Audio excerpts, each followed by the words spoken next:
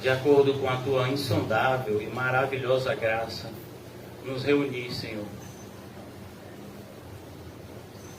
nesse pequeno lugar que nós chamamos de congregação, que é uma parte da tua sublime e maravilhosa igreja, a tua noiva, o teu corpo, Senhor. Consiste na união misteriosa e poderosa do Redentor com o seu povo remido. Ajuda-nos, Senhor Jesus, a crescermos na graça e no conhecimento de Ti, com um coração cada vez mais grato, com a nossa mente cada vez mais alimentada pela Tua Palavra,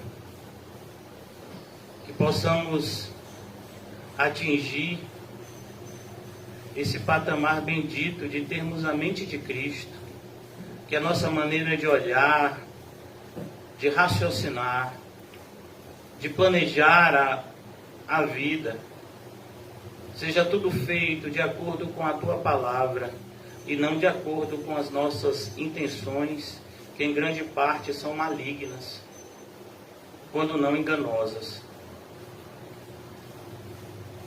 Ó Deus, que na manhã de hoje haja conversão, regeneração, santificação, purificação.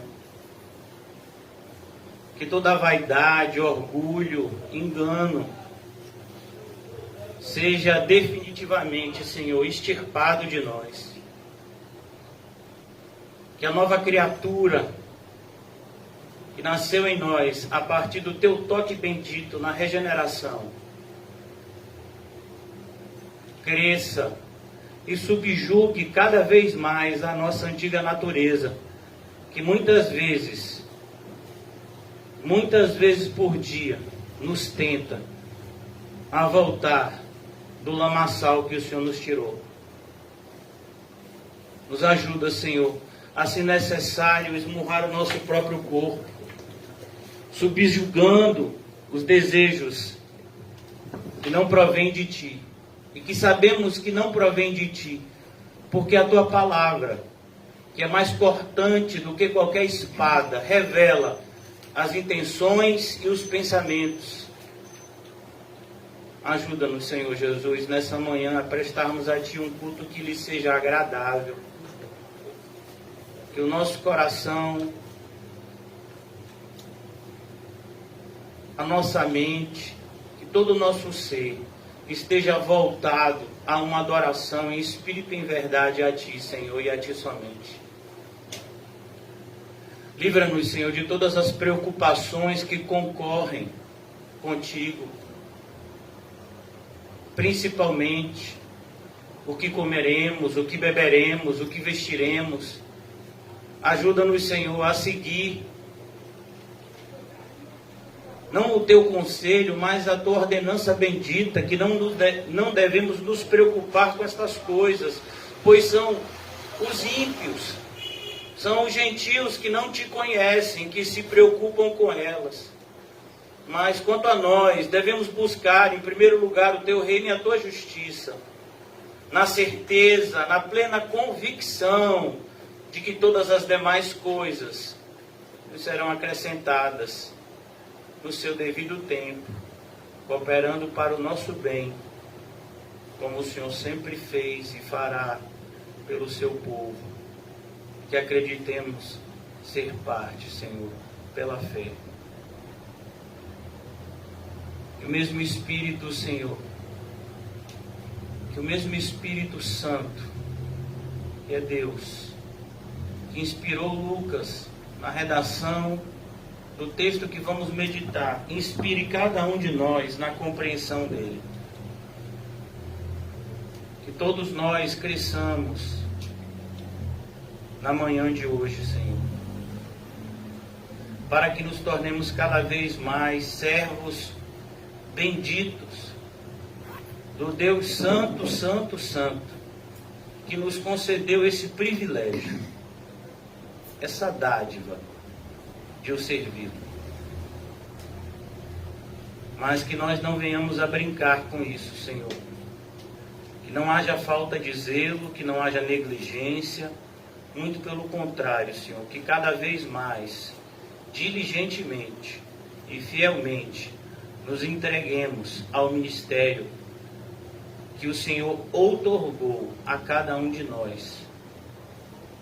Ajuda-nos, Senhor, na manhã de hoje, a vivermos a vida que devemos viver, a vida de luz e de sal.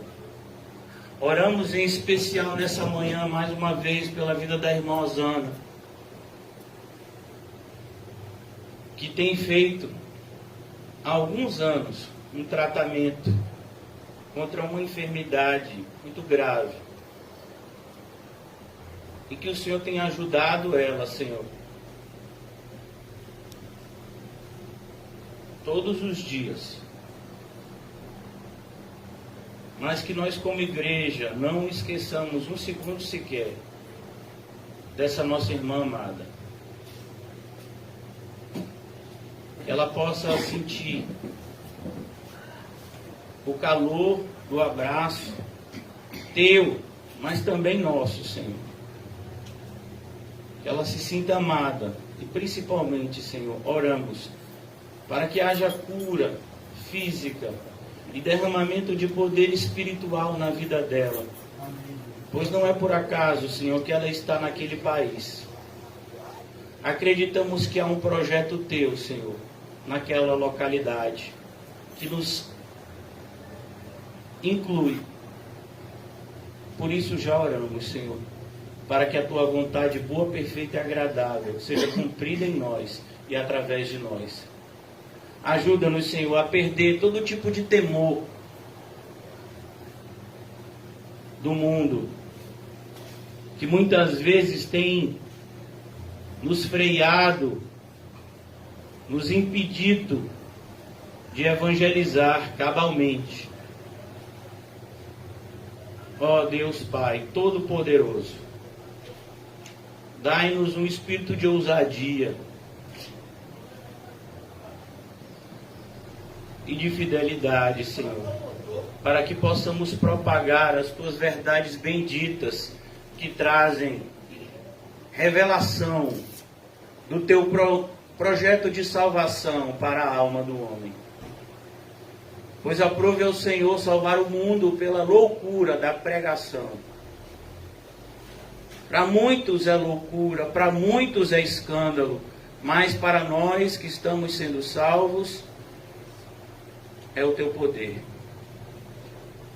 Que o teu poder se manifeste cada vez mais nas nossas vidas, Senhor. Que sejamos instrumentos úteis na tua mão, Senhor. Oramos por esse bairro do Alto das Pombas, que fomos direcionados por ti a estarmos aqui, Senhor. Que não seja em vão a nossa estadia nesse lugar, mas que vidas sejam alcançadas e salvas, Senhor. E que essas vidas alcançadas e salvas possam alcançar, segundo o teu poder, e salvar tantas outras, pelo poder que há na tua mensagem, Senhor, do Evangelho. Abençoa o bairro também de Cosme de Farias, que estamos toda segunda-feira à noite, segundo a tua boa vontade. Eu oro em favor dos meus amados irmãos, que já sabem qual a parte que lhes cabe nesse ministério, que o Senhor possa fortalecê-los para que eles cumpram fielmente, diligentemente, o serviço que imerecidamente temos o privilégio de fazer para ti. Eu oro em favor daqueles que ainda estão de maneira estática, parados, que eles sejam despertados, Senhor, na necessidade urgente de darem frutos, que não venhamos a enganar os outros e nem a nós mesmos. Que uma vida sem fruto nos levará ao céu. Mas que sejamos cada vez mais convencidos pelo Espírito da necessidade de, renunciando a nós mesmos e as nossas próprias vontades, possamos cumprir a Tua vontade boa, perfeita e agradável, e alcançar o maior número de irmãos nossos. Como aprendemos, fazendo de tudo para com todos, para, se possível, salvar alguns. Que tenhamos a nossa consciência em paz nesse sentido, Senhor. Ajuda-nos, pois estamos longe disso. Falamos com sinceridade, mas nos ajuda, Senhor, a atingir esse patamar tão lindo e desejoso de nos entregarmos desimpedidamente a fazer a Tua vontade, que glorifica o Teu nome e ilumina tudo que está ao redor. Que as nossas vidas sejam assim, Senhor. Uma luz que acendeste e que iluminam aonde o Senhor nos coloca. Não nos permita, Senhor, olhar para trás. Não nos deixa, Senhor, sermos acometidos com esse espírito de loucura que nos faz muitas vezes invejar o ímpio, como se a prosperidade material fosse alguma coisa a ser desejada. Não, Senhor. Livra-nos dessa insensatez, dessa loucura maldita, e nos ajuda sim a buscar sermos ricos em boas obras, como o Senhor nos ensinou na Tua santa e bendita palavra. Senhor Jesus, ajuda-nos a seguir os Teus passos, e seremos então os homens e as mulheres mais felizes do mundo. Sim, oramos em nome de Jesus, amém, e graças a Deus. Amém, irmãos? Vamos abrir a nossa Bíblia no texto que todos vocês já sabem, o Evangelho de Lucas. Estamos no capítulo 3, vamos continuar a exposição que fizemos na sexta, e que provavelmente, se for a vontade de Deus, vamos dar continuidade a ela amanhã, pois eu creio que o tempo de hoje também não nos deixará exaurir tudo aquilo que devemos falar. Nós paramos no versículo 5. No versículo 5 do capítulo 3 de Lucas. Mas eu gostaria de fazer a leitura, se os irmãos me permitirem, a partir do versículo 1, para que nós possamos ter um melhor aproveitamento no estudo da palavra de Deus nessa manhã. Nós estamos olhando para o ministério de João, e eu intitulei a mensagem de hoje, apesar de estarmos tratando daquilo que começamos a falar na sexta-feira, mas eu dei um título um pouco diferente, para que nós possamos também ter uma reflexão em relação ao que vamos falar. Hoje nós vamos ler aqui na Bíblia o ministério de João Batista, e o questionamento que deve surgir inevitavelmente no coração daquele que é crente, tem esse adendo, e o nosso? Então o título é justamente esse: o ministério de João Batista e o nosso. João cumpriu o seu propósito. O propósito de João incluía uma morte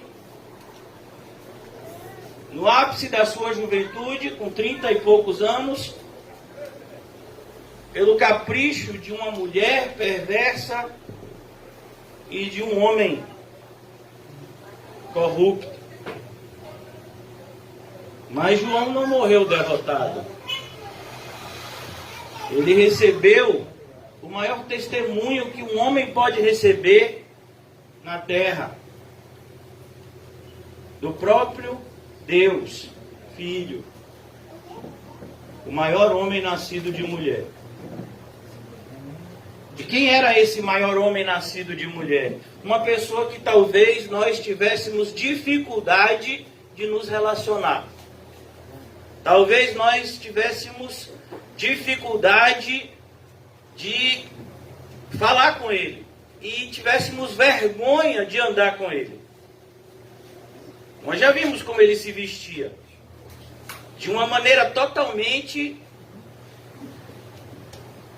inapropriada para aqueles que se preocupam com o que os outros vão pensar.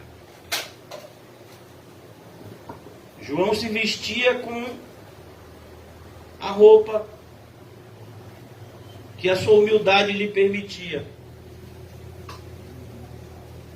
E mostrava, por meio daquela vestimenta, que o tesouro dele estava no céu e não na terra. É importante que a gente entenda, irmãos, que o cristão, mesmo calado, ele está pregando. A maneira da gente se vestir, a maneira da gente se sentar, a maneira da gente ouvir, a maneira da gente não ouvir, tudo isso também faz parte da mensagem do Evangelho que somos responsáveis em entregar. É por isso que nós temos que tomar muito cuidado, pois a maneira que vivemos, ela também faz parte da mensagem. A mensagem do Evangelho, ela fica incompleta, e quando incompleta, ela fica pervertida, quando nós vivemos uma coisa e falamos outra. João não era assim. E nós devemos ter o cuidado de nos analisar, para que não venhamos a tropeçar nesse erro que tantos têm tropeçado. De conhecer verdades maravilhosas e poderosas de Deus, mas de não ser alcançados por elas. Jesus fala sobre esse tema e chama essa pessoa de louca. É aquele que ouve, mas não pratica. Nós devemos fugir desse pecado de insensatez que tanto nos persegue todos os dias. Se formos sinceros, todos os dias somos tentados a viver uma vida diferente da que nós sabemos que devemos viver.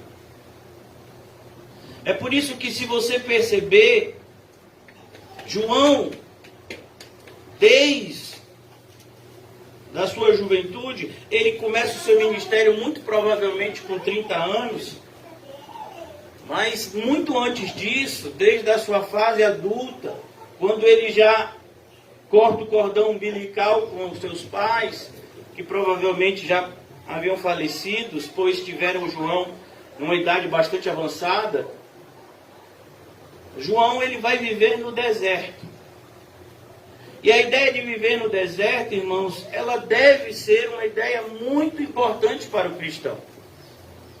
Não de que nós devemos viver em lugares distantes, mas que devemos distanciar o máximo o mundo do nosso coração. Nós podemos estar no mundo, mas o mundo não deve estar em nós. Tem uma frase que elucida bastante isso, que é: não tem problema o barquinho no mar. O problema é o mar no barquinho. O que vai acontecer se o mar entrar no barco? O que vai acontecer, irmãos? O barco vai afundar. O barco foi feito para afundar? Não. Alguém constrói um barco com o propósito de afundar? Não. O propósito do barco é justamente ser usado como um meio de transporte na água. Seja no rio, no mar. no lago. Então nós, como cristãos, devemos nos enxergar dessa forma também. Nós somos um instrumento de Deus no mundo, mas não devemos, de maneira nenhuma, nos deixar corromper pelo mundo. É por isso que uma determinada passagem, que compreendemos muito pouco, o Senhor Jesus diz, olha, quando você chegar em um lugar e as pessoas rejeitarem o Evangelho, você não somente vai sair daquele lugar, mas você tem que tomar o cuidado de sacudir a poeira dos seus pés. O que ele está dizendo é, cuidado para que a incredulidade daquelas pessoas não comece a se juntar nos seus pés e de repente você se torne um incrédulo também. De repente você se veja tão sujo como as pessoas que você estava pregando, que não conheciam o Senhor da glória, que nos limpou por meio do seu sangue. Então isso tudo é dito a título de introdução, irmãos. Que nós possamos ver essas palavras de hoje, principalmente procurando o nosso lugar, nosso papel na vontade de Deus para a nossa geração. Qual é o seu papel no mundo hoje? É assim que a gente tem que ler a Bíblia. Não é como muitos leem, um livro apenas de uma sabedoria subjetiva e que não se leva a uma prática, mas não, a Bíblia deve ser o livro que nos faz saber como agir, quando agir. No 15º ano do reinado de Tibério César, sendo Pôncio Pilatos governador da Judéia, Herodes, tetrarca da Galileia, seu irmão Filipe, tetrarca da região da Itureia e Traconites, e Lisânias, tetrarca de Abilene, sendo sumos sacerdotes Anás e Caifás, veio a palavra de Deus a João, filho de Zacarias, no deserto. Falamos já sobre essa introdução na sexta-feira. Como pela maravilhosa vontade de Deus, aprove ao Senhor nos mostrar que o mundo em que João viveu não era diferente do nosso. Era muito parecido com o nosso. Onde nós temos líderes corruptos, tanto do ponto de vista político, quanto do ponto de vista religioso. Pessoas que estão no poder simplesmente para usufruírem dele e não para serem instrumentos de Deus em favor do seu próximo. Ele percorreu toda a circunvizinhança do Jordão. Perceba, irmãos, como o ministério cristão é um ministério por natureza itinerante. Nós, é claro, temos uma igreja que congregamos, mas nós não devemos nos sentir presos a lugar nenhum. As nossas raízes jamais devem ser fincadas na terra. As nossas raízes devem ser fincadas no céu. E enquanto cidadãos do céu, nós somos peregrinos no mundo. É por isso que o cristão, e eu vou dizer algo aqui extremamente politicamente incorreto, o cristão, ele não tem preocupação com nacionalidade. Ele não jura, por exemplo, eu não tenho nenhum tipo de juramento à bandeira brasileira. E perdoe aqueles que são nacionalistas. Porque, independentemente dos países terem a sua divisão geográfica, nós não estamos presos a ela. Quem criou todo o mundo foi o nosso Deus. E quando Ele nos outorgou este serviço bendito de evangelizar, ele disse que deveríamos evangelizar o mundo inteiro. E quando Jesus está falando isso, ele está falando justamente do ponto de vista geográfico. De maneira que nós não devemos nos prender a bandeiras. Nós não devemos nos prender a limites. Nós devemos superar as limitações, por exemplo, da linguagem diferente. Nós estamos aqui no Brasil, um país de língua portuguesa, mas podemos ser chamados a pregar em lugares onde nós não sabemos falar o idioma e vamos ter que nos dedicar e ter a graça de Deus para aprender o idioma e nos comunicar com os nativos daquele local. Como tantas vezes foi feito aqui no livro de Atos, e a gente viu. Então temos que ter cuidado. No nosso país, recentemente, em virtude da bandeira levantada pelo candidato que foi eleito presidente, diz ele que é cristão, muitos pensam que ele é evangélico, ele não é evangélico, ele é católico. A esposa dele que diz que é evangélica. E muitos tinham um jargão que dizia Deus acima de tudo, Brasil acima de todos. Era uma palhaçada dessa.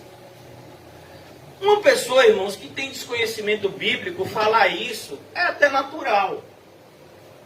Porque a pessoa não conhece a Bíblia. Mas um cristão falar isso, ele está falando uma grande heresia.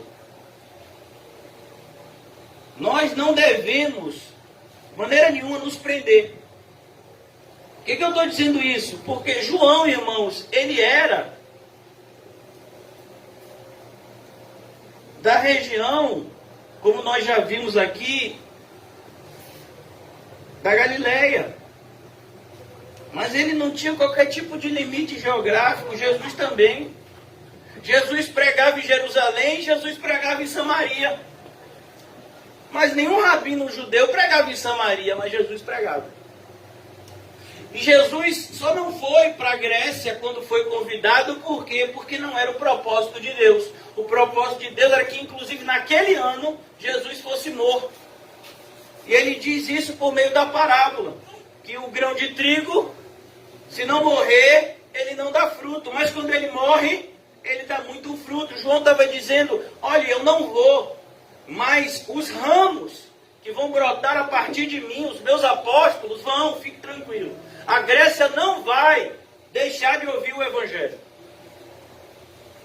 Então nós temos que tomar muito cuidado com filosofias que surgem no mundo e que vão entrando sorrateiramente na igreja e vão sendo recepcionadas, porque os líderes evangélicos vivem debaixo dos seus próprios interesses. O principal conselheiro do nosso presidente da República é um líder evangélico chamado Silas Malafaia. Um homem perverso, um homem corrupto e corruptor. Um homem que, sem nenhum temor a Deus, na televisão, disse publicamente que se qualquer pessoa tentasse um ato de violência contra ele, ele já tinha dado ordens aos seus seguranças armados a atirarem para matar. Você imagina isso? Isso é um líder evangélico dos nossos dias. Então a gente tem que tomar cuidado, irmãos, pois vivemos na época de Anás e Caifás. Agora eu posso começar a pregação que chegou a coluna. Não, está tribulado. Versículo 3. Ele percorreu toda a circunvizinhança do Jordão, pregando o batismo de arrependimento. Como eu disse a vocês, o batismo que João traz é um batismo de arrependimento, para a remissão de pecados. Sem arrependimento não há o que se falar de perdão de pecados. É por isso, irmãos, que a igreja não é um clube. A igreja não é um lugar onde praticamos algum tipo de religiosidade. Porque você pode fazer isso num centro espírita. Você pode fazer isso numa mesquita. Não, a igreja é o lugar aonde nós vamos sendo gradativamente transformados à imagem de Cristo. E isso é feito por meio do arrependimento. A palavra arrependimento, eu já disse na sexta, significa pensar de novo. Nós vamos olhando para a maneira que vivíamos, para a maneira muitas vezes que ainda estamos vivendo, e diariamente somos alertados acerca dos pontos que devem ser mudados. E o Senhor vai nos transformando de glória em glória, a sua imagem pelo Espírito, como está escrito na carta aos Coríntios. Versículo 4, conforme está escrito no livro da palavra, no livro das palavras do profeta Isaías: voz do que clama no deserto. A ideia é toda pregação é um clamor no deserto.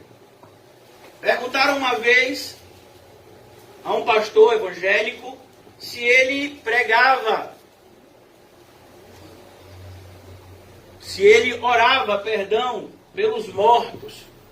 Porque é comum a Igreja Católica fazer isso. No catolicismo, de acordo com a doutrina que eles têm de salvação, totalmente esdrúxula, eles oram pelos mortos, pois eles acreditam num lugar que não existe, chamado purgatório, onde os católicos que não vivem de acordo com a palavra de Deus, que é todos eles iriam para esse lugar chamado purgatório, e purgatório vem de purgar, pagar. Eles passariam um tempo sofrendo nesse lugar para daí então terem direito de ir para o céu. Eles não iriam para o inferno porque eles haviam sido batizados. Então eles não iriam para o inferno, mas eles também não podiam ir para o céu porque eles ainda não estão no patamar de ir para o céu. Então eles vão para o purgatório. E aí o que acontece? Para ganhar dinheiro, os católicos desenvolveram essa tese que se você rezar a missa, se você praticar determinados rituais, o tempo de purgatório daquele seu parente, daquele seu ente querido, que já morreu, é abreviado. Foi uma das coisas, inclusive, que impulsionou a reforma protestante, que era o comércio aberto e ostensivo das indulgências pela Igreja Católica, que vigoram até hoje. Não se assustem, mas vigoram até hoje. Então, perguntaram a esse pastor evangélico: olha, meu parente morreu, você ora pelos mortos? Ele disse: não, eu não oro pelos mortos, eu prego para eles. Porque nós pregamos para as pessoas que estão mortas em delitos e pecados. E pregamos na esperança de que o Espírito as regenere. A ideia de regenerar significa gerar de novo. Novo nascimento. Aqueles que não nasceram de novo, eles não têm vida espiritual porque eles estão mortos em delitos e pecados. Então, pregamos o Evangelho nesse sentido, para que pessoas que estavam mortas sejam vivificadas. E é por isso que a gente prega num grande deserto. Um exemplo disso nós vemos na passagem do livro de Ezequiel, onde o Senhor coloca Ezequiel num deserto, onde haviam ossos secos? Não, sequíssimos, isso mesmo. E o Senhor faz uma pergunta a Ezequiel: Ezequiel, esses ossos podem reviver? Ali era o Senhor estava fazendo uma parábola, estava se comunicando com o profeta, mostrando como estava a nação de Israel, como estava o seu povo, como aqueles ossos sequíssimos. Ele disse: profetiza, Ezequiel. Aí o Senhor mandava, Ezequiel dizia: ossos se juntam, ou se juntava. Aí vinha a carne, aí veio o músculo, aí veio a pele, aí tinha a pessoa formada lá, mas ela ainda estava o quê? Morta. Porque faltava o quê? O Espírito. Infelizmente, muitos cristãos, eles estão nessa última parte.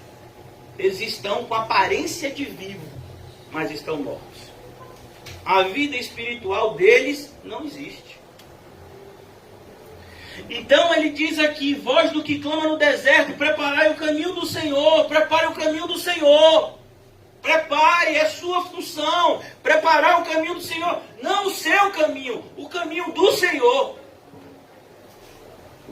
endireitai as suas veredas. Todo vale, o vale é o quê? O vale é justamente uma deformação entre duas montanhas, né? Um espaço.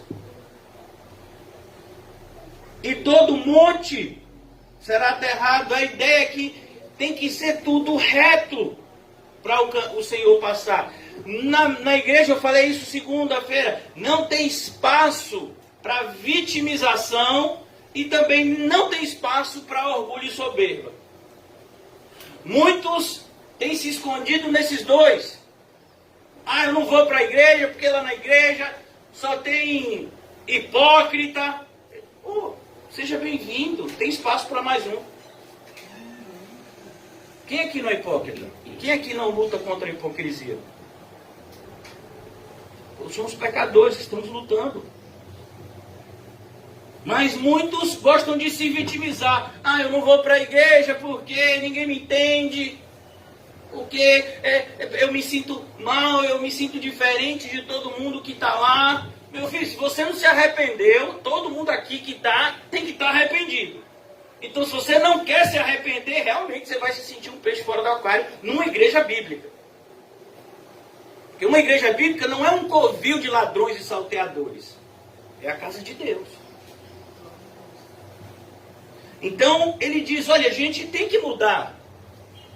Percebe, irmãos? A gente se esquece, a gente confunde oração. Oração não é para mudar Deus, oração é para mudar a gente.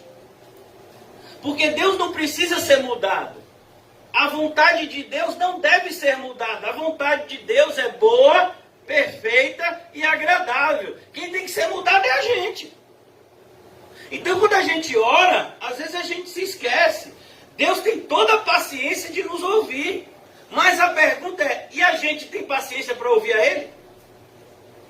A maioria das nossas orações é uma lista de compra, onde nós apresentamos ao Senhor tudo aquilo que precisamos e depois a gente diz, ó Senhor, em nome de Jesus, amém. Sim, peraí, eu quero falar. E você tem ouvido ao Senhor? É por isso que no livro de Provérbios está escrito literalmente dessa forma. Aquele que tapa os seus ouvidos para a lei de Deus, a sua oração é abominável. Vem cá, você fala comigo, mas você não me ouve. Que coisa é essa? Não, eu não estou ouvindo sua oração, não. Então a gente tem que tomar cuidado para não estar fazendo a coisa certa da forma errada. Voz do que clama no deserto, preparai o caminho do Senhor, endireite as suas veredas. Perceba que o Evangelho nos chama a uma mudança radical. Por isso que quando uma pessoa diz assim, o pastor é radical, o pastor é fanático, o pastor é um maluco, meu irmão, eu tenho que tomar cuidado para não me ensoberbecer. Porque eu ouço tudo isso como elogio. Voz do que clama no deserto, preparai o caminho do Senhor, endireite as suas veredas. Você tem que se corrigir, crente. Os caminhos tortuosos devem ser retificados. Não tem esse negócio de curva, não. É reto. E escabrosos. Os escabrosos, a ideia de escabrosos é aqueles caminhos cheios de buraco. Igual as nossas ruas. Principalmente quando chove, né? Aí fica aquelas poças assim que escondem os buracos. Imagina, se com carro já é, os irmãos que vêm de moto tem que ter um cuidado redobrado. Então, os caminhos escabrosos. Olha o perigo do buraco escondido. É lá que o cristão cai. Por isso que o Senhor diz, vigiai e orai sem cessar. A gente faz isso? A gente faz nada, irmão. Aquele que diz, estou vigiando, mas não está orando, é mentiroso. Aquele que diz, eu estou orando, mas não vigia, também é mentiroso. Porque é impossível você fazer uma coisa sem fazer a outra. É como, por exemplo, a respiração, ela é formada por dois movimentos. Vocês sabiam disso? Inspirar, você puxa o ar para dentro, amém? e expirar, você bota o ar para fora. Você faz isso de maneira automática, você nem percebe. Mas você pode dizer, rapaz, eu tenho muita inspiração, mas não tenho nenhuma expiração. Você pode? Você morreu, meu filho. Porque se você está puxando o ar para dentro, vai ter uma hora, filho, vai explodir. E se você só botar a mão fora, vai ter uma hora que vai ser o quê? Puxou.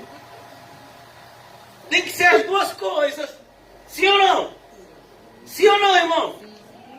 Então você pode dizer que está vigiando e não está orando? Pode? Rapaz, eu estou orando, pastor, mas não vigiei. Mentira, não estava orando não. Pastor, eu estou vigiando, mas minha vida de oração ainda está longe. Então você está vigiando, não. Você está parecendo os vigias de hoje. Você chega no lugar, meu filho, ele já está no 5º sono. Me disseram que o irmão daqui, que é famoso por dormir rápido, que já trabalhou de vigia. Eu tenho... Olha, irmão, eu não sei como o local que ele trabalhou não foi assaltado várias vezes. Foi livramento de Deus. Tem uma pessoa que senta entre o sinal amarelo e vermelho e consegue cochilar, trabalhar de vigia a noite toda. Já pensou? Deus dá livramento, meu filho. É por isso que o lugar que a gente tinha que trabalhar é o lugar o quê? Que você ensina as pessoas a dormir. Que é o lugar que vende colchão. A pessoa pergunta, vem cá, rapaz, eu quero dormir melhor, como é que eu faço? Você deita assim. Oh, aí tem que acordar. O comprador diz, rapaz, já aprendi. Ah, já aprendeu? Então eu vou fazer essa nota. Porque ele ensina mesmo. Aí ele ensina certo. Está no lugar certo. Você vê como Deus bota as pessoas no lugar certo. Ó. Versículo 6. Toda carne verá a salvação de Deus. Olha que coisa linda. A ideia é, todo mundo, todas as pessoas do mundo verão a salvação de Deus. Não somente os judeus. Mas todas as pessoas verão essa salvação. Você vai ver que João Batista, ele não tinha qualquer tipo de preconceito. Ele pregava para todo mundo. Porque ele sabia que a vontade de Deus era que pessoas de todos os povos, línguas e nações fossem salvos. Por meio do arrependimento e da fé em Cristo. Dizia ele, pois, às multidões. Aí eu digo para você, meu irmão, você é um vaso de barro, mas não seja de porcelana. Porque tem gente, irmãos, que muitas vezes não está preparado para ouvir determinadas verdades. Se ofende com a verdade. Não pode. A verdade não é para ofender. A verdade é para nos transformar. Por exemplo, imagine você chegar num dentista, o dentista olhar o seu dente e dizer uma verdade. Vem cá, rapaz, você não escova o dente direito há uns 10 anos, né? Você está cheio de cárie aqui. Aí você diz que esse dentista não entende nada. Aí você vai em outro dentista e ele faz um diagnóstico pior. Você gostou disso? Mas é a verdade. Rapaz, mas eu escovava. Como é que você escovava? Eu faço assim. Eu pego a pasta de dente, boto no... Quem gosta de escovar dente é seu Edson. São quantos que o senhor tem? 2 ou 3, né? Quem gosta de escovar. E aí ele sempre fala, pasta de dente, pastor, para não faltar pasta de dente, escova de dente. Então você vai lá, bota aí a pasta na escova de dente e faz... Você acha que você escovou o dente, filho? Vá no dentista para ele lhe dizer o que é escovar o dente. Meu filho, quando o dentista ensina a escovar dente, minha mão já começa a doer. Eu digo, eu vou pegar um leque. Eu vou ficar com problema de punho. Porque ele diz que praticamente você tem que botar a escova lá atrás. E diz que tem que dar movimentos circulares. E é para frente e para trás, viu? E quando chega na parte de dentro do dente, você tem que fazer assim, ó. Você não sabia não, né? Pois é, eu sabia. Mas pergunta se eu faço. dentista diz a verdade para você. E você fica o quê? Ninguém faz isso. Tem gente que faz, sabia? Vai ver o dente de João. Agora com a máscara não tá dando para ver, mas o dente de João, o bicho é branco, rapaz, não tem uma cárie. Acho que a cárie fica com medo. Quando chega uma cárie assim na boca de João, diz, eu me rendo, já sai. Tão branco que é o dente. Agora você olhar para o meu filho, você diz, pastor, acho que eu vou pagar um dentista pro senhor.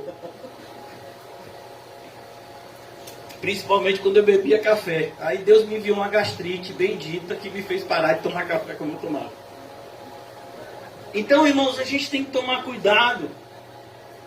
Porque a gente não está preparado para alguém ferir o nosso orgulho.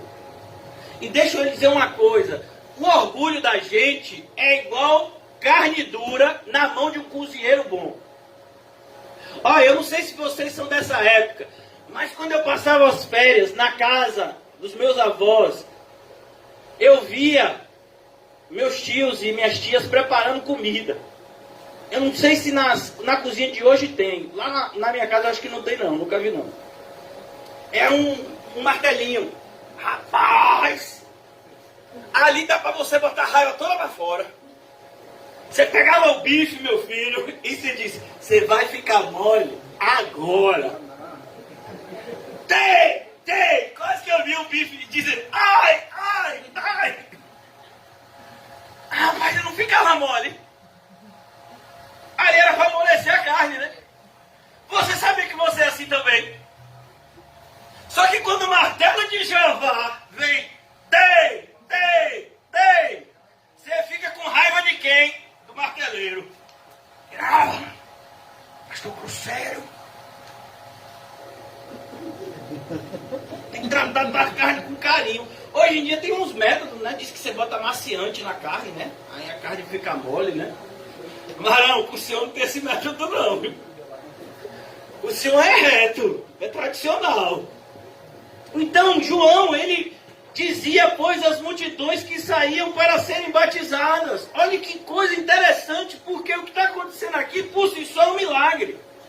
As pessoas estão saindo da cidade, estão deixando o templo hipócrita, que era um covil de ladrões e salteadores, para ir para a verdadeira igreja, que é onde tem um verdadeiro pregador, a palavra de Deus e um ouvinte sincero.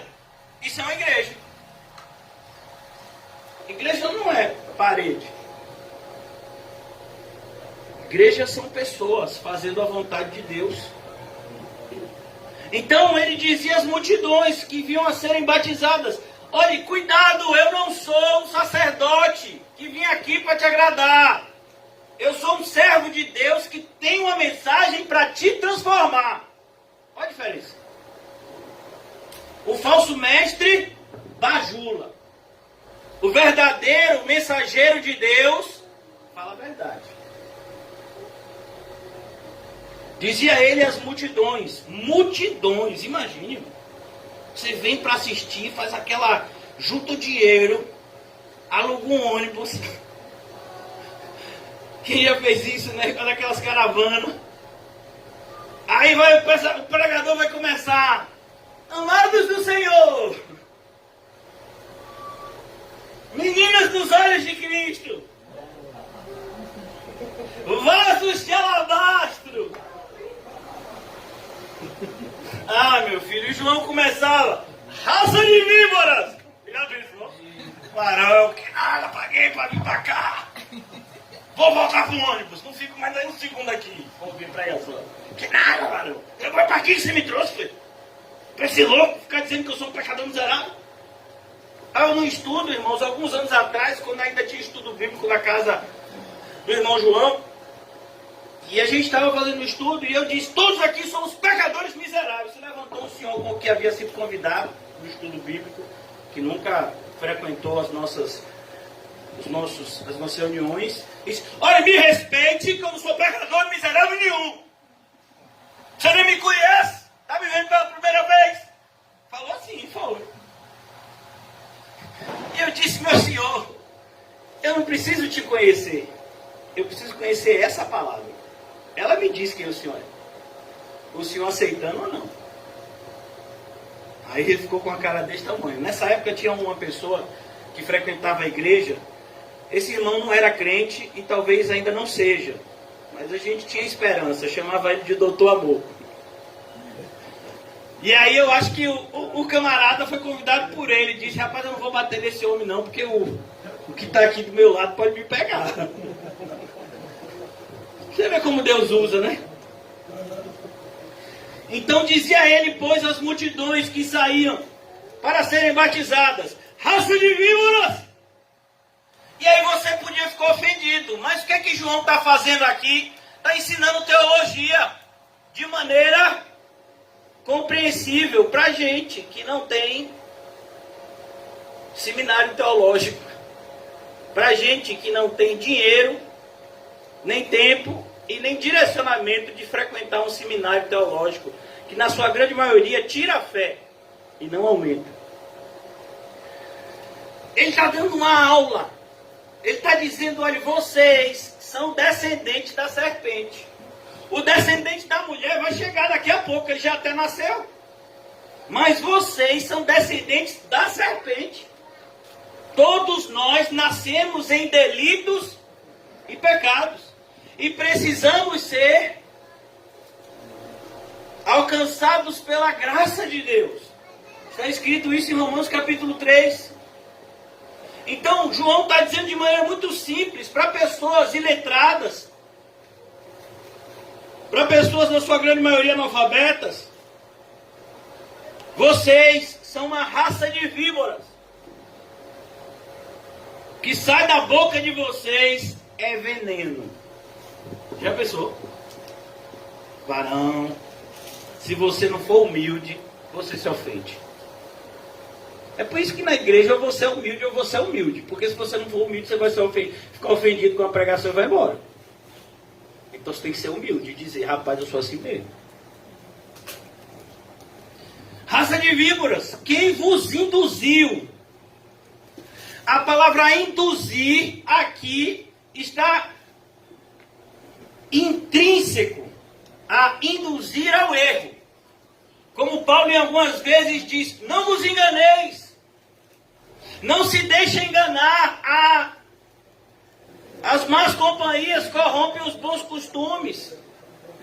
Paulo vai dizer, não se deixe enganar, porque aquelas pessoas que vivem no pecado, sobre eles está a ira de Deus. Não se deixe enganar. O falso mestre é aquele que diz, não, continue pecando. Deus te entende. Ninguém é perfeito. Desse jeito, você vai para o céu. Paulo diz, cuidado com essas pessoas que estão tentando te induzir ao erro. Jesus faz para essas pessoas, Jesus emana para essas pessoas uma grande sentença. Ele prolata uma grande sentença. Ele diz, ai daquele que fizer tropeçar um dos meus pequeninos. Era melhor que amarrasse uma pedra de moinho no pescoço e fosse lançado no mar. Olha que coisa. A ideia era melhor você não ter nascido do que você fazer tropeçar um dos meus pequeninos. Induzir ao erro é algo muito perigoso e é algo tão comum na igreja de hoje. Ontem teve a reunião do Ministério Feminino. Aí de repente veio uma suposta irmã e aí apresenta um problema para você, porque parece que o Ministério Feminino, em outras igrejas, aqui não, aqui o Ministério Feminino é aleluia, glória a Deus. Mas em outras igrejas parece que o Ministério Feminino é um AA. Vocês já ouviram falar nesse AA? Alcoólatras Anônimos, um negócio assim? Reunião do AA. Onde todo mundo que fala a sua experiência. Parece que reunião de mulheres em muitas igrejas é isso. É para falar mal dos maridos e do pastor. E dos vizinhos, e da casa, e do político. Não, reunião de mulher não é isso não. É as mulheres mais maduras ensinando as mulheres mais novas o caminho. E assim tem que ser. Então cuidado, irmãos, para você não induzir alguém ao erro. A pessoa chega para você e diz, mais minha esposa, mais meu marido, Eu digo, vem cá, você ama? Não, varão, mas não foi isso que eu queria dizer. Pô, eu não quero saber o que você tem que dizer não, meu filho. Eu quero saber o que está aqui, já Deus disse.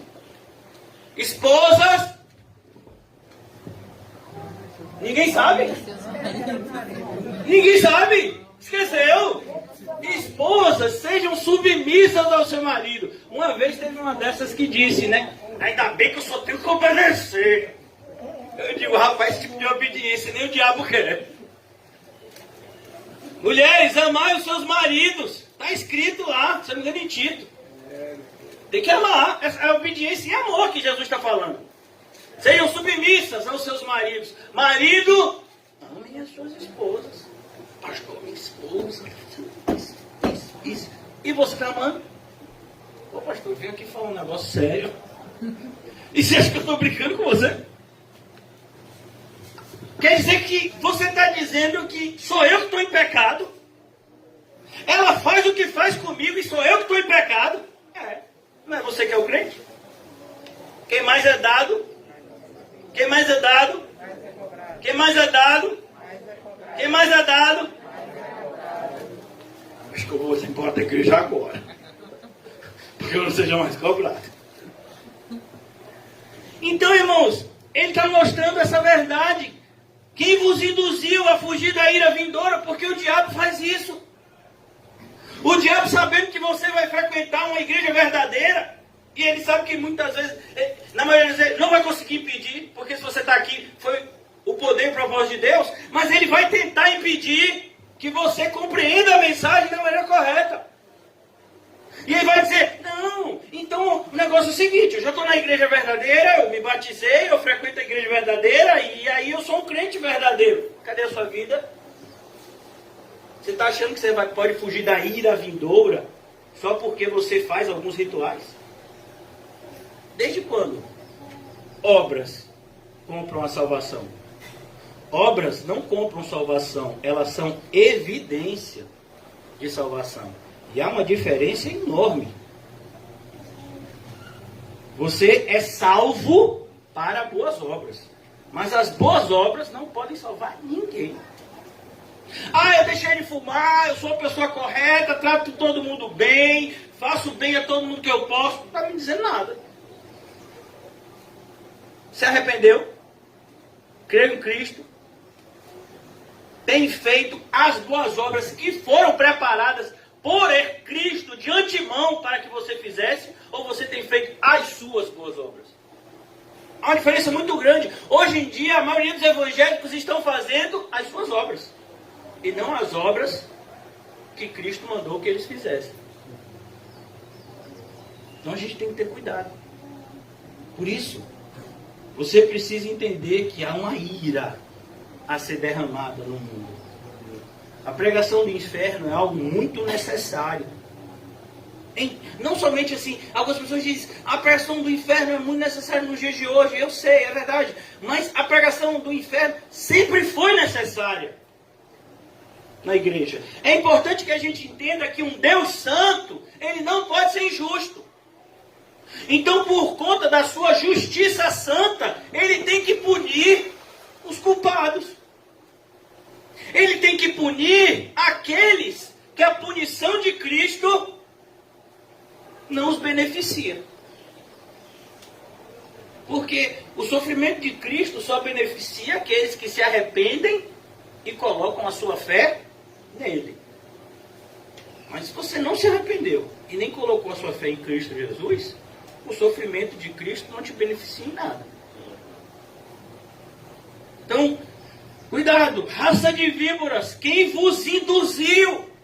Qual é o tipo de mensagem que você tem ouvido? Quem vos induziu a fugir da ira vindoura? Olha, irmão, se você for perguntar 100% das pessoas, olha, quase 100%, se não 100%, vai dizer que não quer ir para o inferno de jeito nenhum.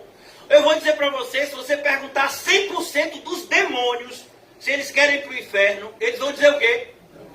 Que não quer. Por isso que é tão estranho, né? Que hoje em dia as pessoas pensam que o demônio Satanás está reinando no inferno e lá ficam os demônios com aquele estridentezinho, né, espetando as pessoas. Meu filho, isso não é inferno em lugar nenhum. Isso é um inferno que foi criado por pessoas pervertidas na Idade Média. Mas a ideia de inferno do ponto de vista bíblico é algo que é um sofrimento, inclusive para os demônios, e eles morrem de medo de ir para lá. Aquela passagem mesmo do Gadareno, aquela legião de demônios, ela não quer ir para lá. Quando ele diz, a gente não quer ir para o abismo ali é uma prefiguração do inferno. A gente sabe que a gente tem que ir para lá, mas ainda não chegou o tempo. A gente quer continuar aqui, rodando pela terra, se alimentando do pecado do homem. Então a gente tem que tomar cuidado. Raça de víbora, quem vos induziu a fugir da ira vindoura? E agora, irmãos, eu tenho que parar aqui, por isso eu disse a vocês. Eu gostaria de trazer vocês rapidamente comigo em Mateus capítulo 7.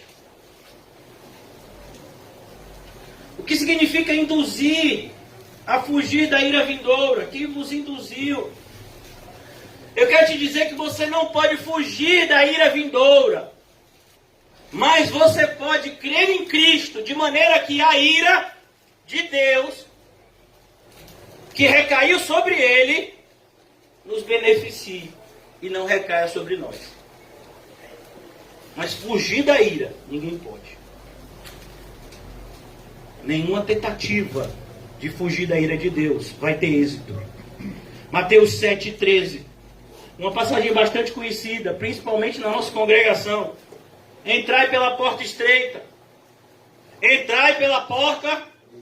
Parece que é algo que nos persegue. Quando a gente estava lá na boca do rio,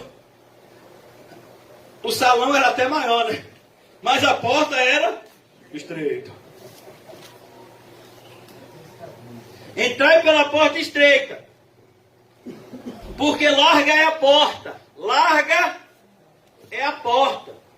E espaçoso. Algo espaçoso, irmãos, é o sinônimo de algo confortável. É confortável o caminho que conduz para a perdição. Porque o falso evangelho, ele tem tantos adeptos? Porque ele é confortável. A pessoa apresenta o falso evangelho para você, você fica amigo dessa pessoa.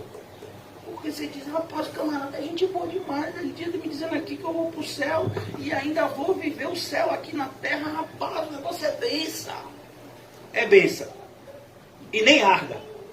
Nem vai arder. É benção pura. Larga a porta, é espaçoso o caminho que conduz para a perdição. Não é perdigão não, viu? É perdição. E são muitos. São poucos. São muitos. Percebam, irmãos, Jesus está pregando para uma plateia que é formada 100% de judeus. Ou seja, é como se Jesus estivesse pregando dentro de uma igreja evangélica.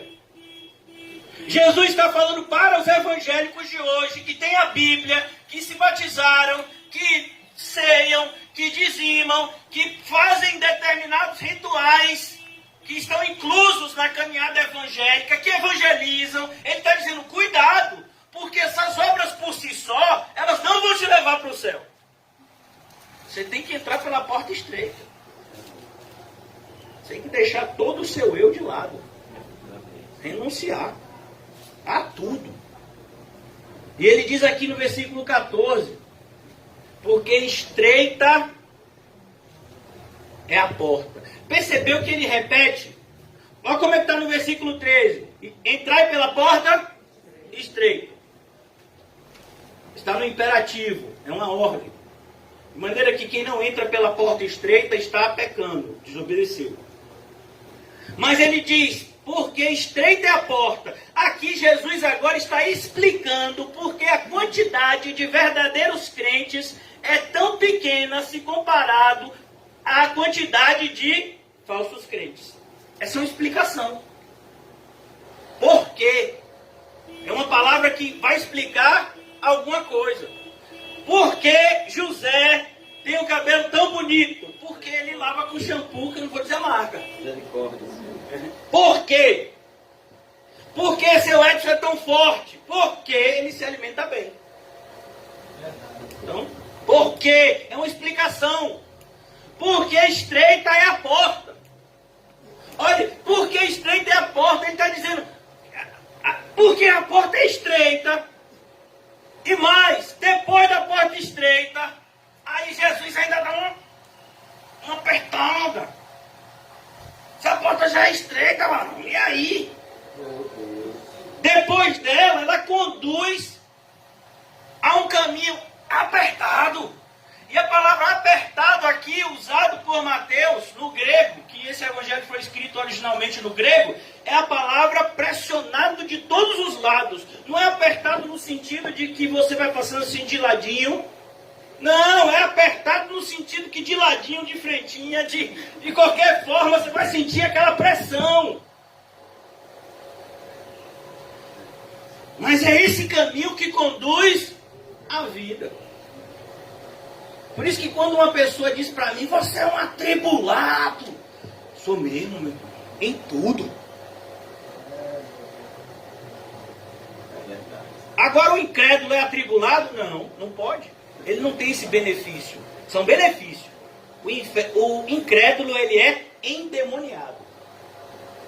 Nós é que somos atribulados.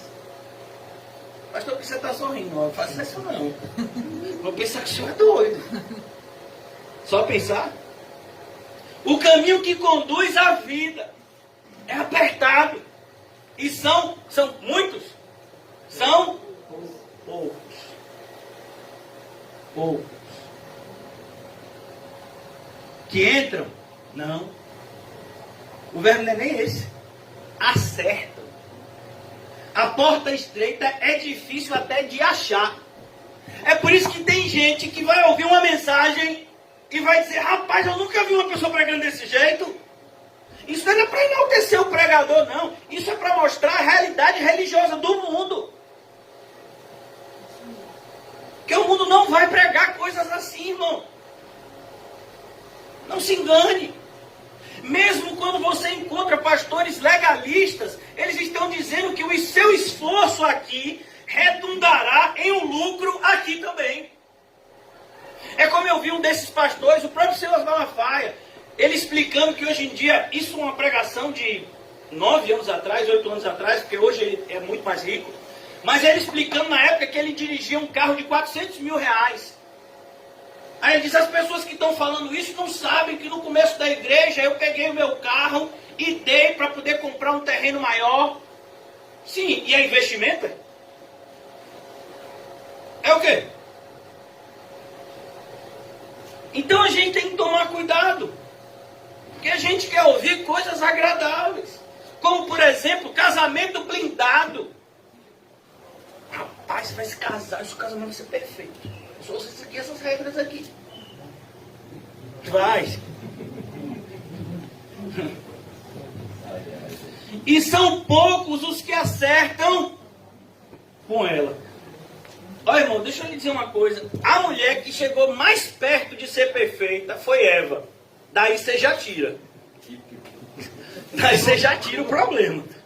Eu não estou falando só da mulher, não. O homem também. O homem que mais chegou a ser perfeito, quem foi? Adão. E daí você já tira. Como homem e mulher, meu filho, o negócio empena quando os dois se juntam. Mas é a vontade de Deus. Então, em tudo, seremos atribulados, até no casamento. Por isso que não tem casamento à prova de bala. Não tem casamento à prova de tribulação, irmãos. Amém. Mas as tribulações no casamento vão beneficiar a alma do convertido. Perceba, do convertido. E são poucos os que acertam com ela, que acerta a porta. É difícil até acertar. Se você disser para alguém, a igreja que você está hoje de manhã, rapaz, é na rua, como é o nome? Teixeira Mendes, número tal, meu filho, a pessoa vai passar aqui 20 vezes. E ela não vai acertar. É isso, eu imagino. Camarada disse, rapaz, eu moro no Alto das Pombas há 30 anos. Que me convidou para essa igreja, eu nunca sei onde é que ela é. Outro dia eu até, rapaz, estava assim com a cabeça, sentei no bar de fulano, do lado da igreja. E fiquei lá, porque eu estava tão indignado.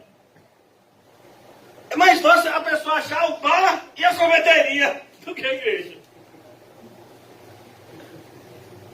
Mas isso não é físico não, irmãos, isso é espiritual. Mas o que eu queria falar é o que eu vou dizer agora. Isso foi só introdução. Na verdade, eu estou falando a introdução desse subtítulo, não é a introdução do tema todo, não. O que eu quero mostrar para vocês são esses que induzem ao erro. Aí Jesus, olha que coisa interessante, Jesus fala da porta estreita, né? Dos dois caminhos, o largo e o estreito. Então ele está mostrando agora os falsos profetas. O que é um falso profeta? O falso profeta, irmãos, não necessariamente é aquele que quer tirar dinheiro de você. Ele pode até te dar dinheiro. Isso é raro. Mas pode acontecer. Porque o falso profeta, não necessariamente ele quer atingir um objetivo do mundo. O falso profeta quer atingir um objetivo espiritual, que é afastar você do caminho de Deus. E se isso for feito te dando dinheiro, ele pode até te dar dinheiro, te dar uma posição. Eu já vi pessoas que chegaram em igrejas pobres e ficaram ricas. Ouvindo um falso profeta. Mas a maioria das pessoas que chegam nas igrejas pobres continuam pobres. Acautelai-vos dos falsos profetas. Olha que coisa, a palavra aqui no grego significa fique de olho aberto. Não pisque o olho. O falso profeta, irmãos, é igual um batedor de carteira. Você já viu naqueles filmes? A pessoa se tomba com você. Socorro, e aí, de repente, você vai perceber que a carteira não está mais no seu bolso. José conhece muito bem isso. Ele não é um batedor de carteira, não. Ele é aquele que tem a carteira batida. Ele é PhD. Então, acautelai-vos. Acautelai-vos. Ó, irmão, eu já sei o que a gente vai dar de presente para o irmão José. É uma correntinha. Uma correntinha que vai prender a carteira e o celular dele ao cinto da calça. Oh, meu Deus, faça isso. Porque para alguém te roubar dele, meu filho, vai ter que levar a calça junto. Não de Jesus, manda esse presente. Eu vou achar esse lugar. Se alguém achar antes, me fale para a gente comprar. O perigo vai ser esse, né? O bom é que a pessoa já vai gritar logo. De cueca esse dia, roubaram meu celular e minha carteira. Deixa eu voltar. Então a ideia aqui é cuidado, tenha muito cuidado. Irmãos, a gente vive hoje como se toda pregação da internet fosse bíblica. Todo pregador que diz uma teologiazinha assim correta é um homem de Deus. Meu Deus, oh, você acha que a teologia de Judas era o quê? E Judas era homem de Deus? Nem de perto, meu filho.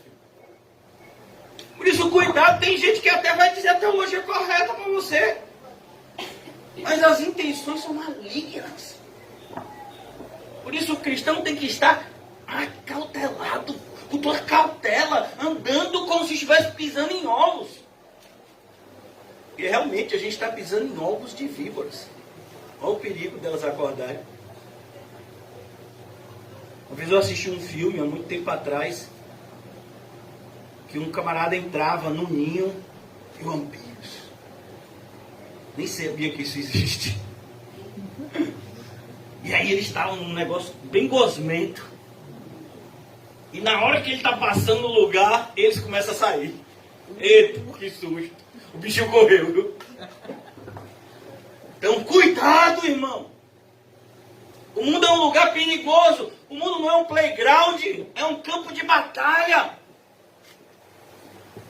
Acautelai-vos dos falsos profetas, daqueles que dizem que estão falando de Deus, mas não é de Deus que eles estão falando. Qual é a diferença do falso profeta? Porque isso tem tanto a ver com o nosso texto. Porque olha que coisa interessante que a gente já leu lá em Lucas capítulo 3. Enquanto Anás e Caifás eram sumos sacerdotes, veio a palavra de Deus a João no deserto. eles estavam pregando lá no templo. Tinham fariseus, tinham mestres da lei, mas a palavra de Deus estava onde? No deserto com João. Percebeu a diferença? Gritante. Acautelai-vos dos falsos profetas que se vos apresentam. Eles vão se apresentar como ovelha. Olha, irmão, deixa eu lhe dizer uma coisa. 99,99% das pessoas que eu digo, não é que eu disse, que eu digo que eu sou pastor, elas não acreditam. Na maioria das vezes por causa do meu tamanho. Algumas vezes por causa do meu corte de cabelo. Que eu gosto do cabelo bem baixinho. E outras vezes, na maioria, por causa da minha aparência. Que minha filha disse que eu tenho uma aparência que assusta. Imagina, se minhas filhas que me amam dizem isso.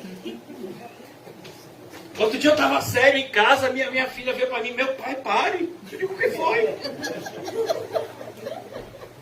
Porque eu estava sério em casa. Eu tenho que ficar sorrindo. Porque se eu ficar sério, o povo vai ficar dizendo, rapaz, olha ali, vai bater, vai em alguém, vai pegar alguém. Então, a pessoa olha para mim, meu filho, ela vai dizer que eu sou ovelha. Meu filho, diz não, eu até queria, né? Opa, sou uma ovelhinha. Eu tento, mas eu sei que eu não pareço. Você não me vê usando terno, já usei. Mas nem com terno dava, meu filho. O pessoal ainda dizia. Já tentei ter o cabelo mais assim, né? De Mauricinho.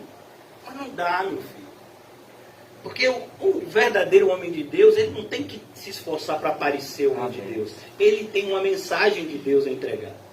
É isso que faz ele ser homem de Deus. É o que ele fala e o que ele vive. Não o que ele aparenta. Acautelai-vos dos falsos profetas que se vos apresentam disfarçados. Ô irmão, quantas vezes pessoas você já conheceu assim? Eu já conheci mais de 1000. O disfarce é quase perfeito. Mas o que que entrega?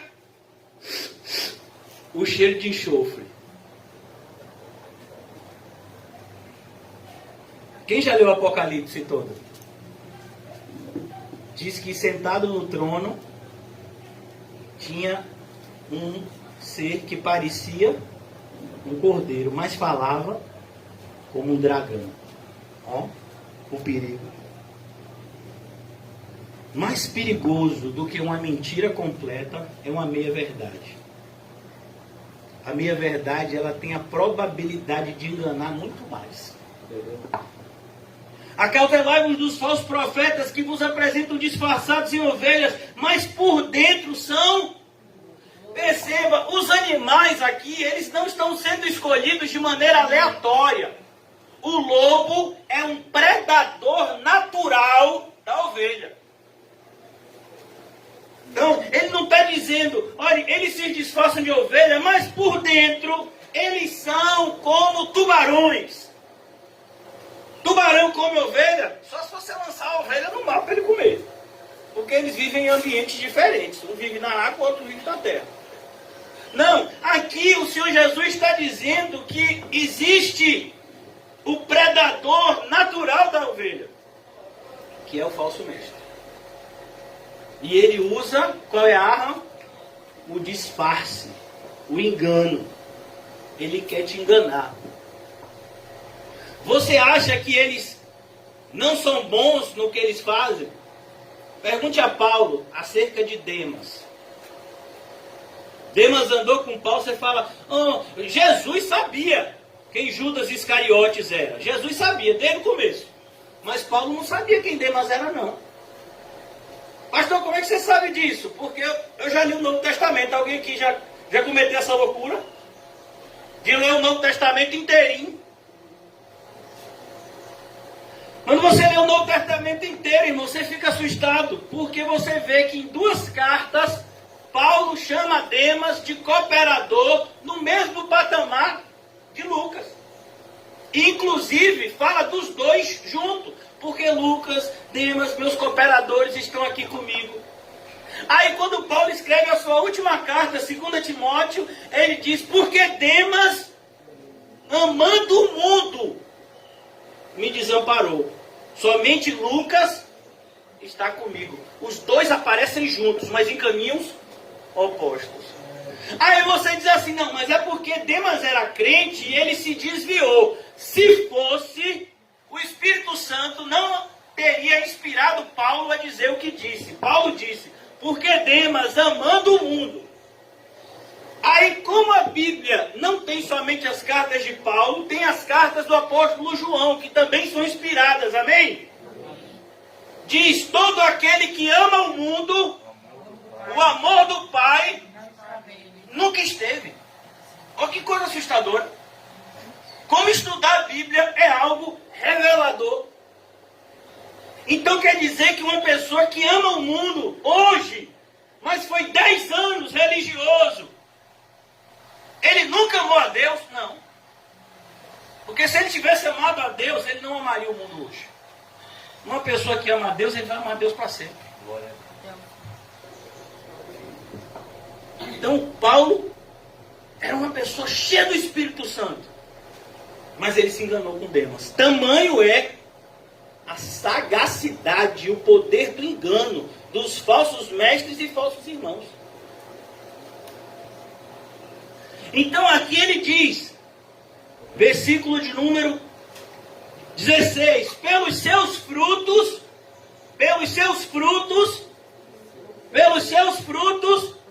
os conhecereis.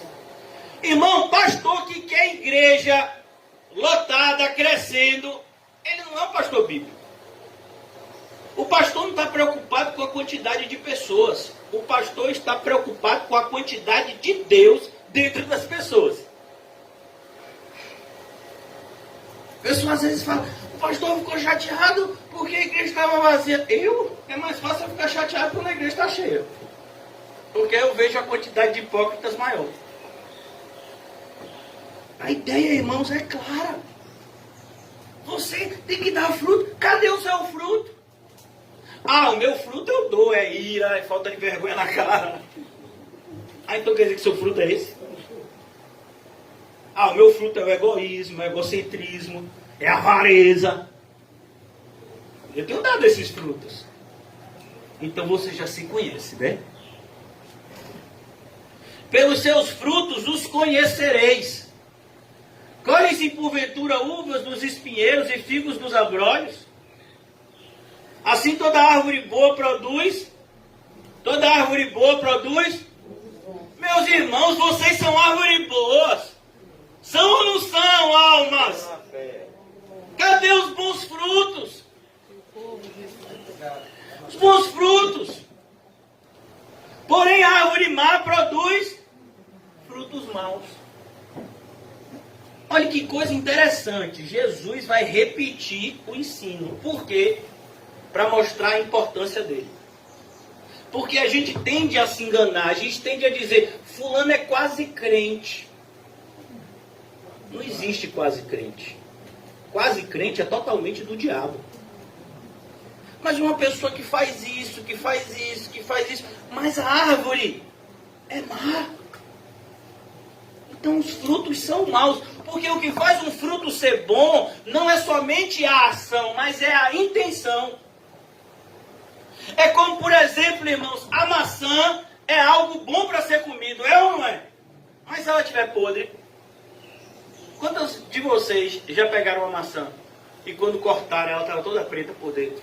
Por fora parecia até bonita. Então, não é só a aparência, não é só o que você faz, a intenção também conta. Então ele diz, versículo 18, não pode árvore boa produzir frutos maus. A árvore boa não pode produzir frutos maus, nem que ela tente. Por quê? Porque ela tem alguém que toma conta.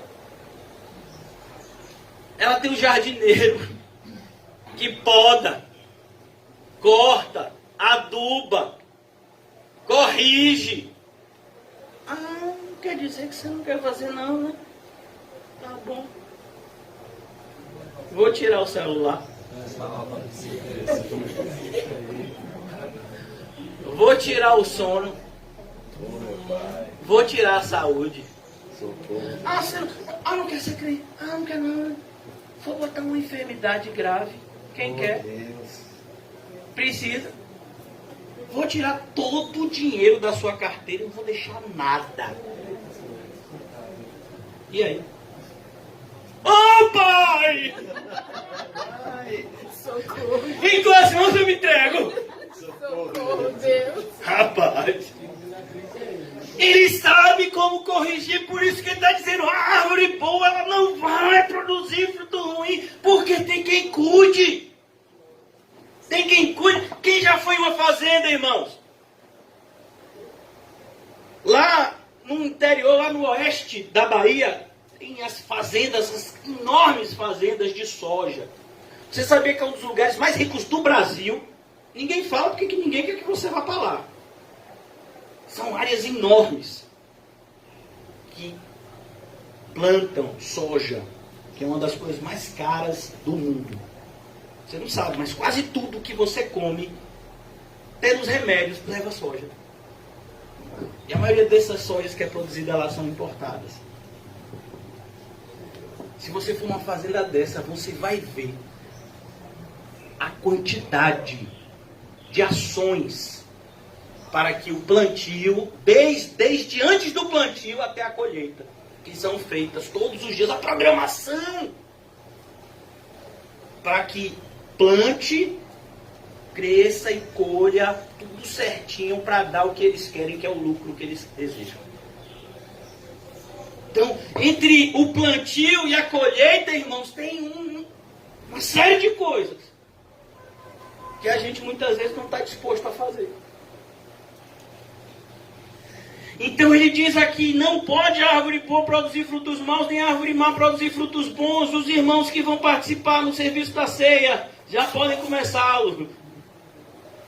Teve um que acordou agora.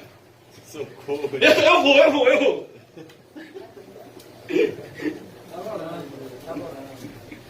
Olha, essa semana eu presenciei uma cena bonita. Foi o irmão José que estava pregando. O irmão José disse, irmãos, vamos orar. E eu vi um jovenzinho fechando os olhos. E ele fechou os olhos. Ele fez assim. E o irmão José aqui está orando, o bichinho aqui orando, ficou emocionado aqui orando. E o jovenzinho de olho fechado. Aí o irmão José acabou a oração e começou a pregação. O jovenzinho continuou de olho fechado. E aí o irmão José pregou quase 1h30. E o jovenzinho de olho fechado. Teve uma hora com o olho fechado, tá? O olho estava fechado e a boca aberta. Eu digo, é porque está falando com o pai. E aí ele pegou, quando o irmão José no final disse, vamos fazer a oração. E aí o irmão José fez a oração e disse amém, ele abriu o olho. Eu disse, rapaz, é muita espiritualidade. Eu não estou nesse patamar não, estou longe. Obrigado, irmão. Obrigado. Não tem nada a ver com vocês. Então eu vou dizer aqui a sua realidade. A sua realidade é essa aqui. Amém? Não pode a árvore boa produzir frutos maus. Em nome de Jesus, alma, corpo e espírito.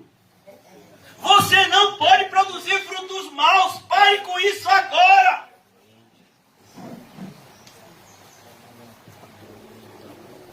Tinha um irmão do passado, um pastor, se não me engano, que ele dizia, é melhor ser podado para crescer do que ser deixado para queimar. Não pode a árvore boa produzir frutos maus, nem a árvore má produzir frutos bons. Jesus repete a mesma coisa. Para quê? Para que você veja a importância de você analisar a sua vida pelos frutos que você tem produzido. Porque antes da gente tirar o cisco do olho do outro, a gente tem que tirar a trave do nosso. Toda árvore que não produz bom fruto é cortada e lançada ao fogo. Você percebeu? Eu não estou dando bom fruto, um dia eu vou dar. Cuidado, viu? Porque pode ser que você seja cortado e lançado no fogo e não haja tempo. Mas o ladrão da cruz, é mesmo. Você pega a Bíblia e tem centenas, milhares de pessoas sendo salvas por meio da pregação e da santificação. E aí você pega um exemplo, que é o ladrão da cruz, e quer basear sua vida nisso. Assim, pois, pelos seus frutos os conhecereis. Agora eu quero fazer essa pergunta a você. Você se conhece? Você se conhece? Ninguém conhece você, humanamente falando. Porque espiritualmente o diabo conhece melhor você. E Deus conhece-nos melhor do que todo mundo. Mas humanamente falando, ninguém conhece melhor você do que você mesmo. Você está apto para dizer, e aí, cadê os frutos? Os frutos que você tem produzido são bons ou maus? Pastor, ainda não estou produzindo fruto nenhum. Então está cheio de fruto ruim. Que fruto ruim, pastor? Não estou produzindo nada, pare com isso. Você não sabia que a negligência é um fruto ruim? Que a procrastinação é um fruto ruim? Pastor, pare. Eu não lhe ofendi. Procrastinar, irmão, significa deixar para amanhã o que Deus mandou fazer hoje. Isso é procrastinar. Falta de zelo é um fruto ruim. Avareza. Pastor, eu não sou avarento, eu sou econômico. Mentira, sem vergonha. Você é avarento. Você que comprou a blusa tem 2 anos e que diz que vai usar em um determinado dia para a glória de Deus. É mentira. Se você não usou, você já devia ter dado. Você que tem 300 pares. Você que tem não sei quantas milhões de cuecas. Dê uma para seu Edson. Porque com ele é descartável. Irmãos, a gente tem que entender que se tem alguém que tem que levar a sério a nossa vida, é a gente. Deixa eu lhe dizer uma coisa, que talvez você nunca se atentou. Ninguém pode ir para o céu por você. E ninguém pode ir para o inferno por você. É você que vai para um desses 2 lugares.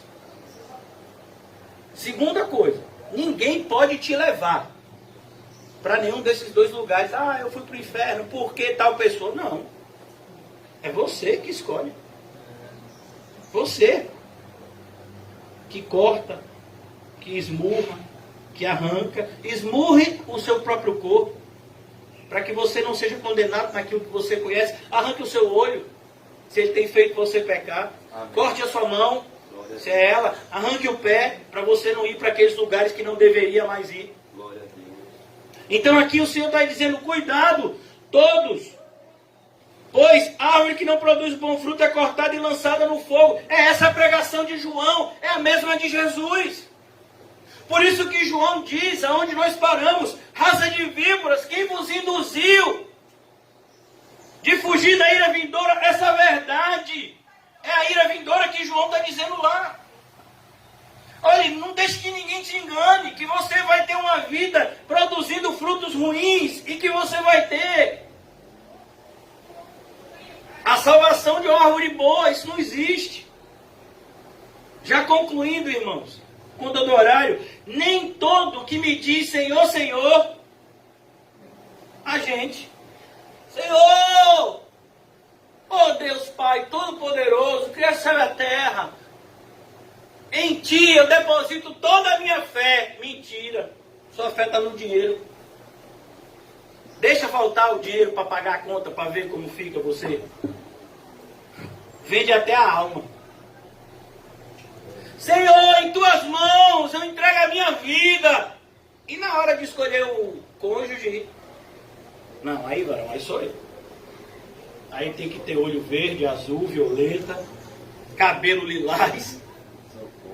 Tem que ter... Oh, é você que escolhe. Você não entregou a vida ao Senhor? Senhor, em Tuas mãos entrego todo o meu ser. É mesmo, irmão. Você entregou mesmo.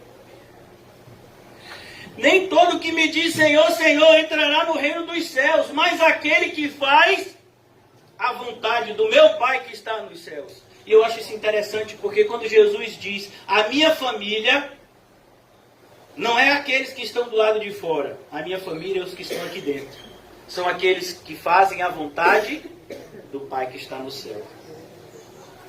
Por que a gente está ceando hoje?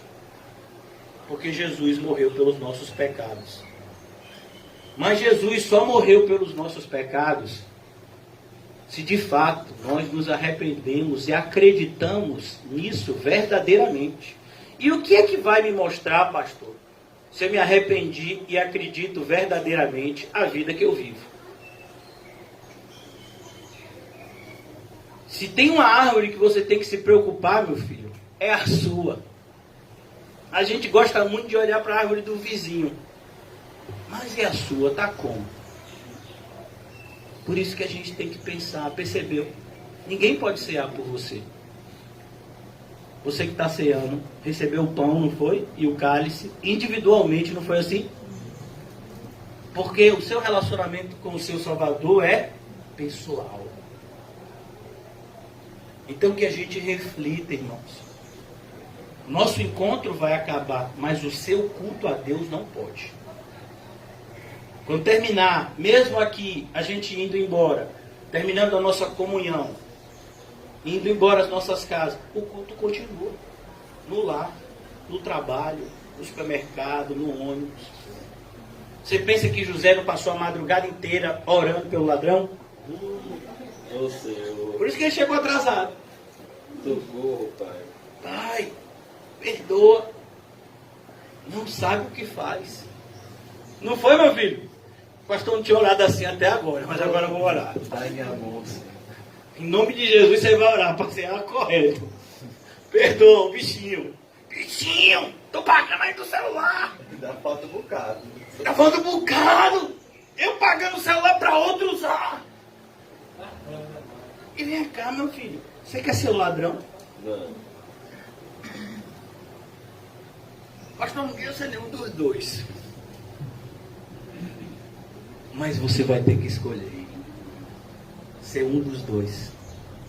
Joio ou trigo, ovelha ou lobo, trevas ou luz, Cristo ou Belial. Você vai ter que se posicionar. O pecado ou o espírito, a vontade da carne ou a vontade de Deus. Você vai ter que se posicionar. Que o Senhor nos ajude, irmãos. Nós estamos tendo uma oportunidade tão grande aqui. E a gente não tem dimensão. Mas vai chegar um dia em que eu tenho a certeza que Deus vai abrir os olhos de muitos para mostrar não somente a preciosidade que temos aqui recebido do Senhor pela graça, mas a responsabilidade que esse tesouro que nos tem sido entregue nos dá. Comamos e bebamos para a glória de Deus.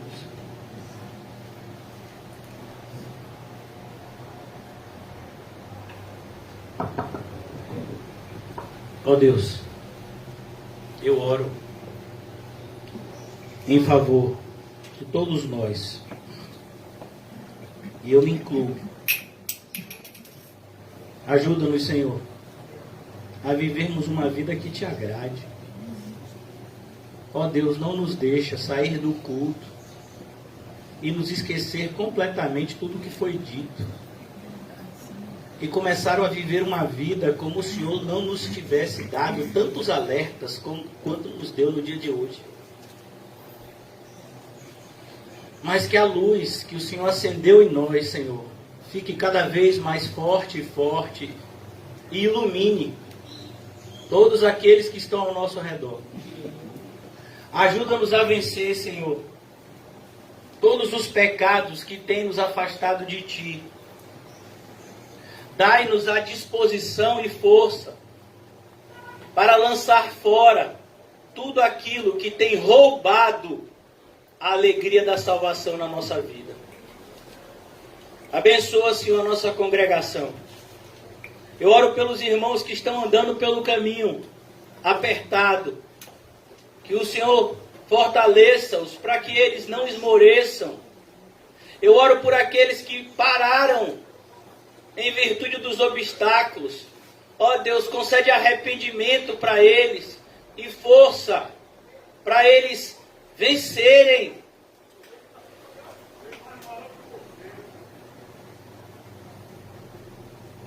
o perigo de olhar para trás quando a mão já foi posta no arado.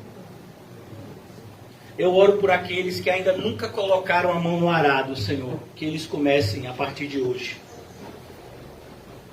a terem papel designado por Ti na Tua obra. Que ninguém seja omisso, Senhor. Que ninguém seja negligente. Mas que todos nós sejamos zelosos na prática de todas as boas obras que o Senhor as colocou nas nossas mãos para que praticássemos após a nossa regeneração e não antes. Ajuda-nos, Senhor. Sabemos da realidade do mundo em que vivemos e pedimos, não nos deixa, Senhor, nos influenciar pelas práticas e pensamentos mundanos, mas que cada vez mais estejamos com a nossa mente naquilo que é do alto. Ajuda-nos a ajudar. Ajuda-nos a amar. Ó Deus, que nós venhamos a nos preocupar mais em ajudar do que ser ajudado, em amar do que ser amado, em dar do que receber. Ó Senhor, que essa disposição cresça em nós, que precisamos ser parecidos com o Senhor Jesus Cristo, nosso Salvador bendito. Ajuda-nos, Senhor, em nome de Jesus. Amém e graças a Deus. Amém, irmãos? Saúde-se com um cumprimento santo e não se esqueça de dizer a você mesmo. Pergunte-se com toda a sinceridade que tem no seu coração, não agora, mas quando você estiver em sua casa, sós com Deus.